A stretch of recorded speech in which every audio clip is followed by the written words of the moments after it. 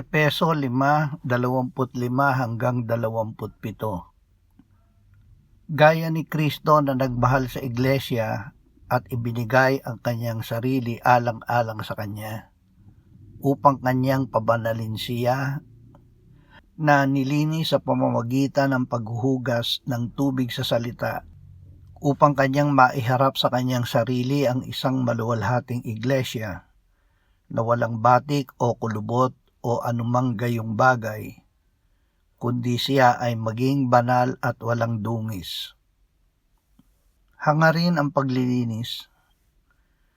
Masidhi nating hangarin ang paglilinis ni Jesus ng ating mga kasalanan, dahil ito ang masidhing hangarin niya sa atin. Ang ating paglilinis ay hindi dahil sa ating sariling sikap, kundi dahil ibinigay ni Jesus ang kanyang sarili. Nililinis niya tayo sa pamamagitan ng paghuhugas ng tubig sa salita. Habang hinahangad nating malinis, dapat tayong lumapit at magpasailalim sa kapangyarihan ng kanyang mga salita na siyang nagtutuwid at nagpapadalisay sa ating isipan at puso.